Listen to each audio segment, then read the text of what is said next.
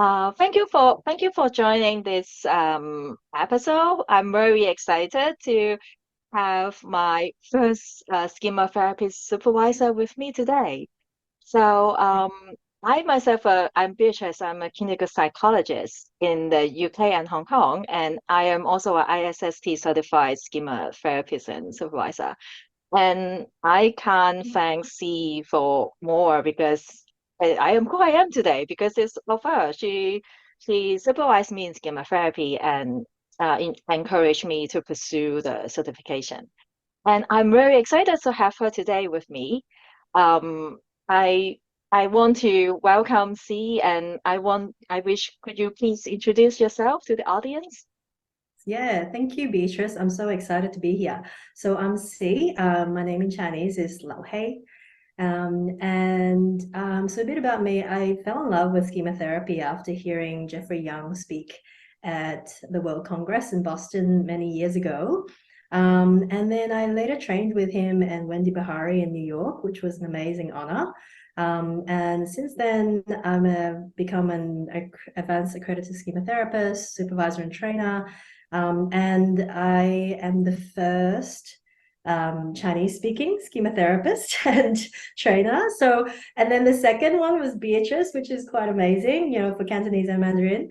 And then, a number of supervisees have come afterwards. So I'm really excited to be here. I work mainly in private practice with clients around the globe. I work with individuals in complex trauma, abuse histories, pervasive life problems. I primarily work with LGBTQI clients and lots of culturally diverse clients who want to talk about how their cultural experiences, how their family of origin is impacted upon by cultural experiences. So and I also started a collective called Schemex with my colleague Nicole Magdalo, which primarily looks at how social cultural issues impact on schema therapy. So love to be here.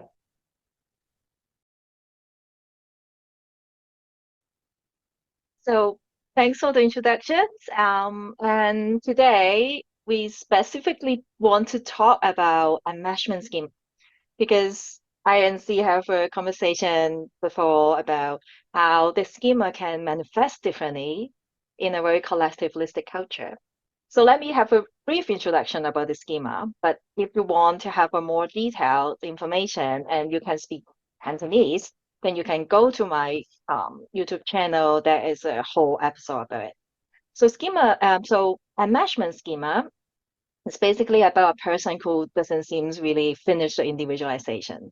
Like they are so close to another person, voluntary or involuntary, that they want to, somehow their identity is so overlap that this person may share the same value, same way of seeing things in the world and relationship and themselves, that they find it difficult to separate. So one person's well-being is going to be severely affect another.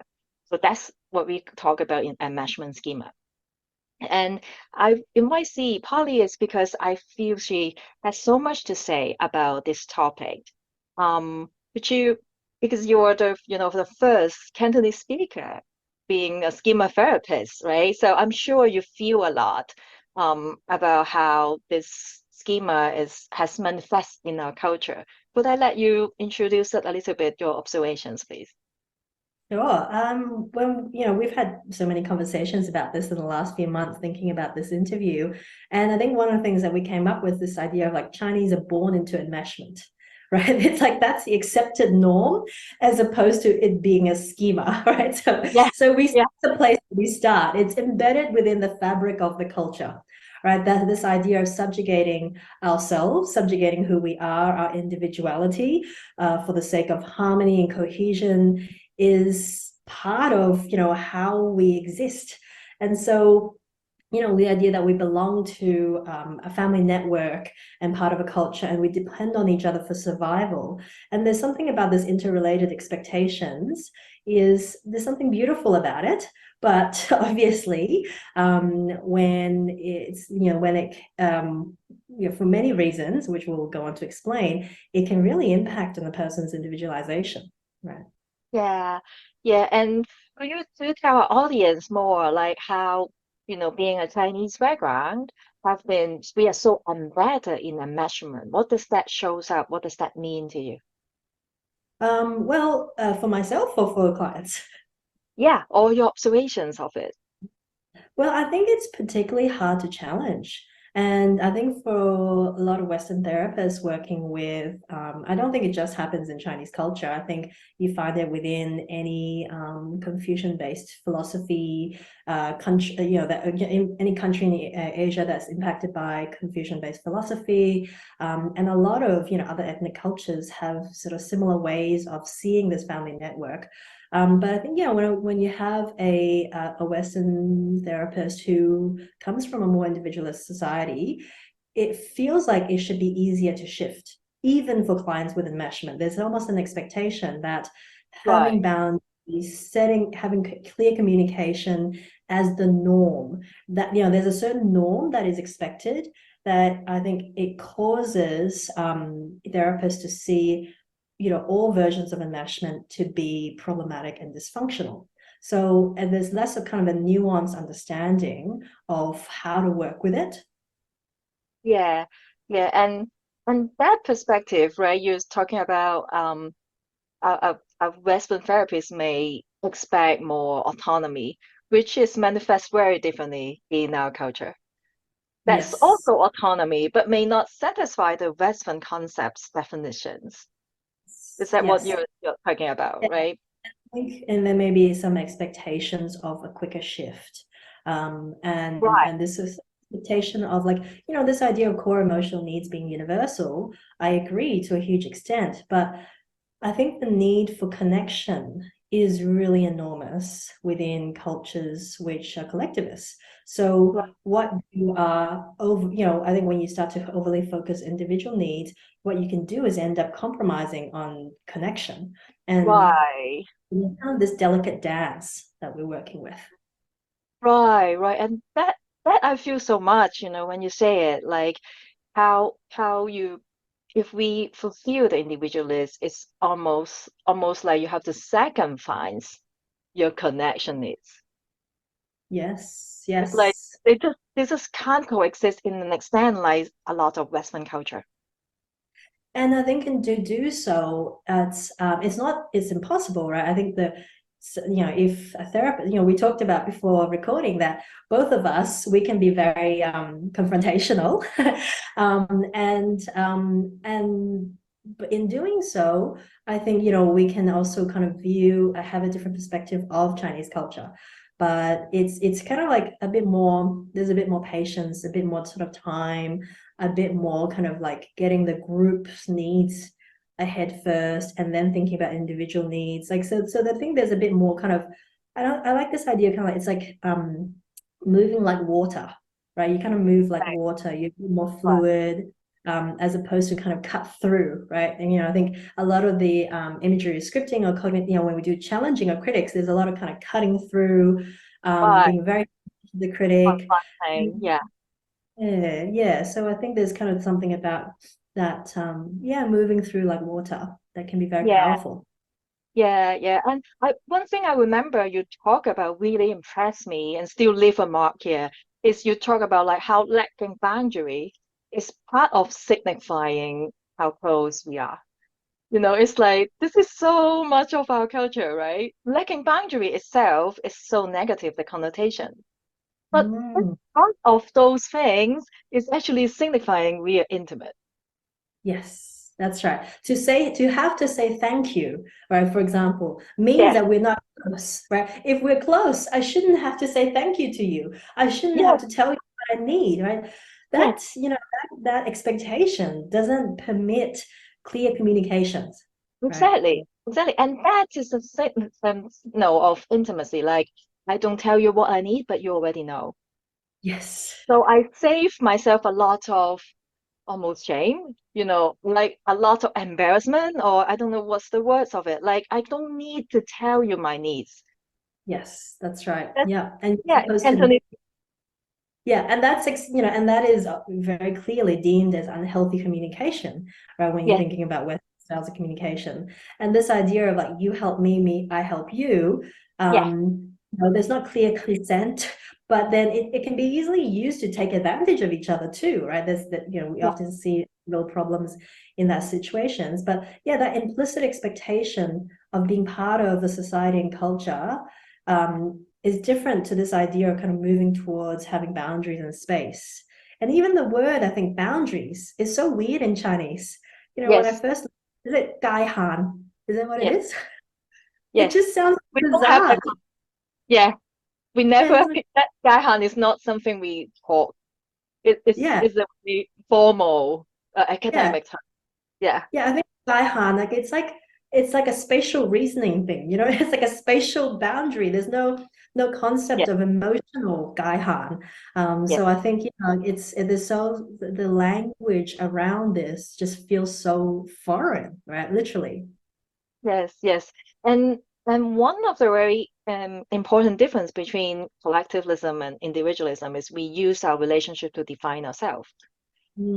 I love it when you said that. It's so true.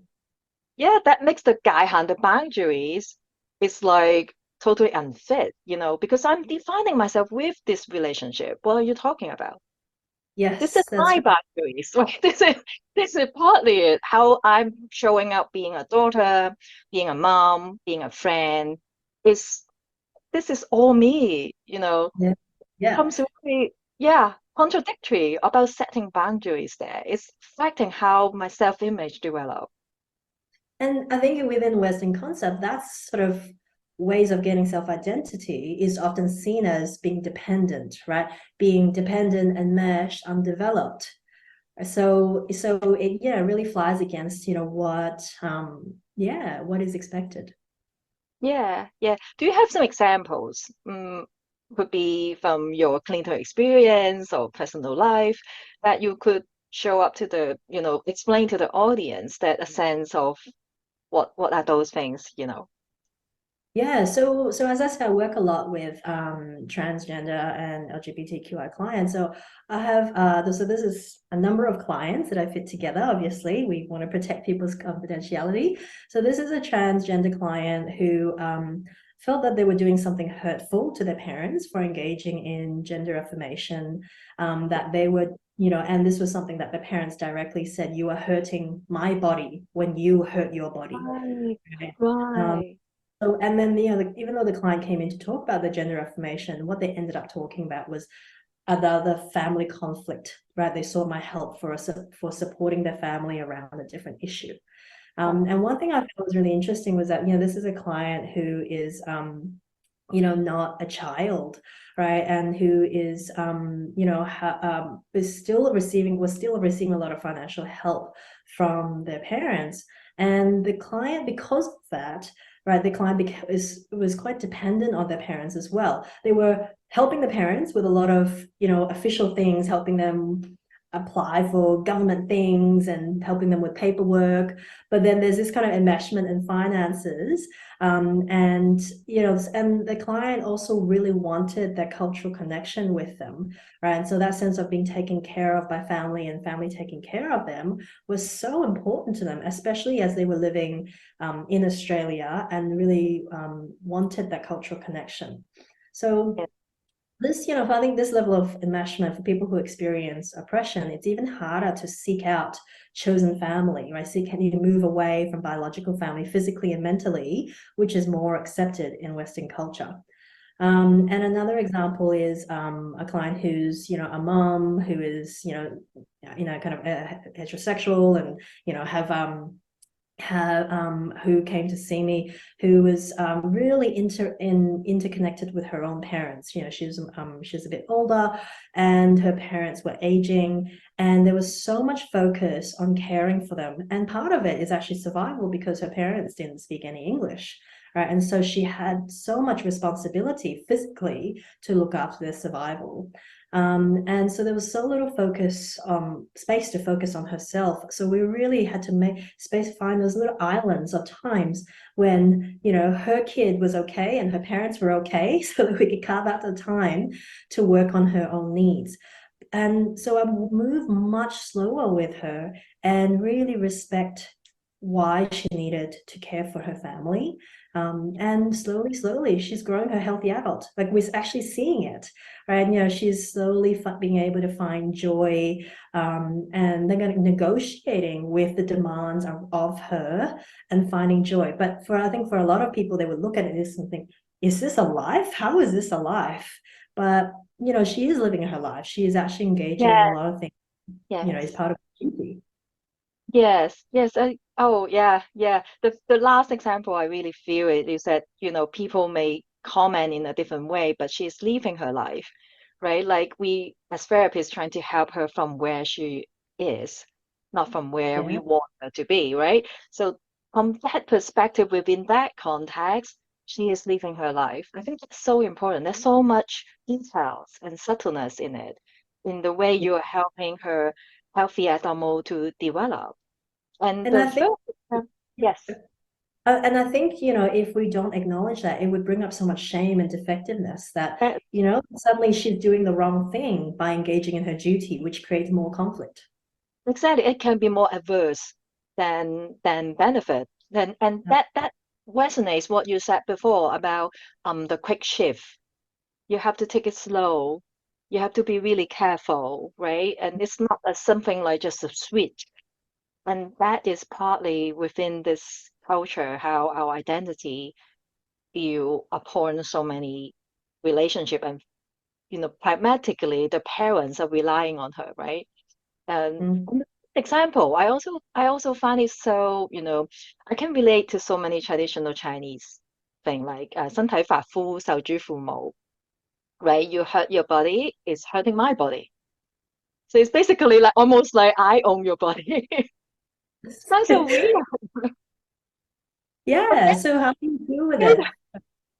Yeah, that's how we educate it. They 唔可以, you just can't. You just can't. Yeah. Yeah, and they take it personally. Yeah. Yeah, but there's Yeah. some conflict that's just can't. Yeah, it would be there. Yeah, within this cultural context. Yeah. Yeah, Yeah. yeah, yeah. Um, and another thing is, so what may happen in the Western, if we use a Western concept like schema therapy, like enmeshment schema, right? This is all Westerns. We'll be applying it, directly in our culture, it sometimes be over pathologizing. That's how I heard from you, right? That's something we need more understanding about. Yeah, so I think this idea of kind of like, you know, for example, like when you're working with the parents of your client who is having, you know, who have very demanding expectations that are actually realistically hurting their child, if this is considered bad parenting, right, or, you know, if there's a judgment around it, it can really pushing the clients to set boundaries, or in the case with queer clients, pushing them to come out. Right, this can cause really significant issues, like such as isolation from their culture, and at times very real punishments, right? Because that social ostracism is Right, very real, right? And right. it's not just like, you know, if you're working with a client who's from a cult, if they get, you know, like pushed out by their cult, that's, you know, they have the rest of the world. But, you know, if they get pushed out by their community, you know, their family and the community, it's yeah, it's and they kind of no longer able to kind of connect with their culture. It can create such a sense of loss when they're a diaspora person as well. So again, Yeah, it's not like impossible, but it's how we deal with this.